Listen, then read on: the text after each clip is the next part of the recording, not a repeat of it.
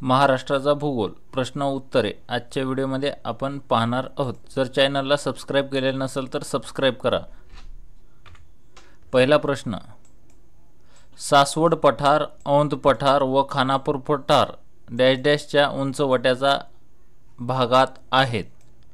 तर यासाठी पर्याय क्रमांक 1 आहे सातपुडा पर्वत, पर्याय क्रमांक 2 आहे बालाघाट, पर्याय क्रमांक 3 आहे शंभू महादेव डोंगर आणि पर्याय क्रमांक 4 आहे हरिश्चंद्र घाट। तर यासाठी योग्य उत्तर आहे विद्यार्थी मित्रांनो शंभू महादेव डोंगर। सासवड पठार, औंध पठार व खानापूर पठार शंभू महादेव डोंगरच्या उंचवट्याच्या भागात आहेत।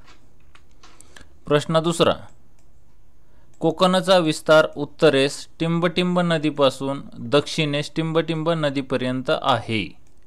तर यासाठी पर्याय क्रमांक 1 आहे वैतरणा गड, पर्याय क्रमांक 2 आहे दमनगंगा व तेरेखोल, पर्याय क्रमांक 3 आहे वैतरणा व तेरेखोल, पर्याय क्रमांक 4 आहे दमनगंगा व गड।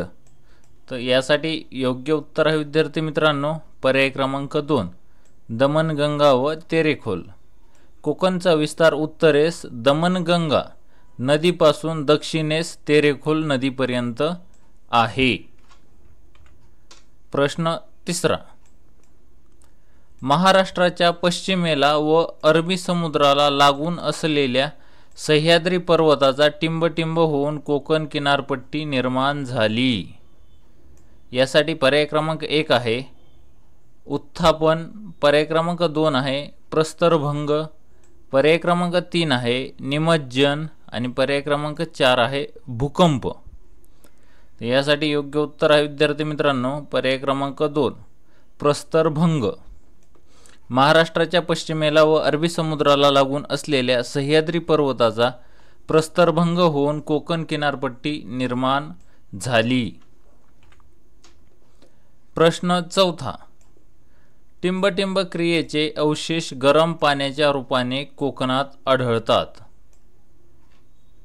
पर्याय क्रमांक 1 भूकंप, पर्याय क्रमांक 2 सुनामी, पर्याय क्रमांक 3 भूप्रक्षोभ आणि पर्याय क्रमांक 4 ज्वालामुखी। तर यासाठी योग्य उत्तर आहे विद्यार्थी मित्रांनो ज्वालामुखी। ज्वालामुखी क्रियेचे अवशेष गरम पाण्याच्या रूपाने कोकणात आढळतात। प्रश्न 5वा, कोकण एक सलग मैदान नाही तर काय आहे। यासाठी पर्याय क्रमांक 1 आहे सपाट पठारी, पर्याय क्रमांक 2 आहे खोलगट बशीसारखे, पर्याय क्रमांक 3 आहे डोंगर दऱ्यांनी युक्त कमी उंचीचा सखल भाग आणि पर्याय क्रमांक 4 आहे वरीलपैकी कोणतेही नाही। तर यासाठी योग्य उत्तर आहे विद्यार्थी मित्रांनो पर्याय क्रमांक 3 डोंगर दऱ्यांनी युक्त कमी उंचीचा सखल भाग। कोकण एक सलग मैदानी नाही तर काय आहे डोंगर दऱ्यांनी युक्त कमी उंचीचा सखल भाग आहे। प्रश्न क्रमांक 6, कोकण किनाऱ्यापासून पूर्वेकडे सह्याद्रीच्या पायथ्यालगत प्रदेशाची उंची काय होते। तर यासाठी पर्याय क्रमांक 1 आहे वाढत जाते, पर्याय क्रमांक 2 आहे कमी कमी होत जाते, पर्याय क्रमांक 3 आहे सारखी राहते, पर्याय क्रमांक 4 वरीलपैकी कोणतेही नाही। यासाठी योग्य उत्तर आहे विद्यार्थी मित्रांनो वाढत जाते। कोकण किनाऱ्यापासून पूर्वेकडे सह्याद्रीच्या पायथ्यालगत प्रदेशाची उंची वाढत जाते। प्रश्न 7वा, उत्तर कोकणापेक्षा दक्षिण कोकण टिंबटिंब आहे। पर्याय क्रमांक 1 सपाट आहे, पर्याय क्रमांक 2 पठारी आहे, पर्याय क्रमांक 3 मैदानी आहे आणि पर्याय क्रमांक 4 अधिक खडकाळ व डोंगराळ आहे। उत्तर कोकणापेक्षा दक्षिण कोकण अधिक खडकाळ व डोंगराळ आहे। प्रश्न 8वा, कोकणच्या पूर्वेस जो डोंगराळ भाग आहे याला टिंबटिंब असे म्हणतात। तर यासाठी पर्याय क्रमांक 1 आहे खलाटी, पर्याय क्रमांक 2 आहे घाटमाथा आणि पर्याय क्रमांक 3 आहे वलाटी व पर्याय क्रमांक 4 आहे मावळ प्रांत। तर यासाठी योग्य उत्तर आहे विद्यार्थी मित्रांनो पर्याय क्रमांक 3 वलाटी।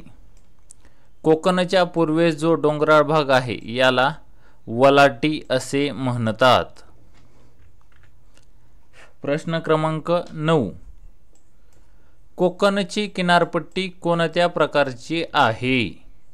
कोकणची किनारपट्टी कोणत्या प्रकारची आहे? तर यासाठी पर्याय 4 आहे। तर पर्याय क्रमांक 1 आहे रिया, पर्याय क्रमांक 2 आहे फियॉर्ड, पर्याय क्रमांक 3 डाल्मेशियन आणि पर्याय क्रमांक 4 वरीलपैकी कोणतेही नाही। तर यासाठी योग्य उत्तर आहे विद्यार्थी मित्रांनो पर्याय क्रमांक 1 रिया।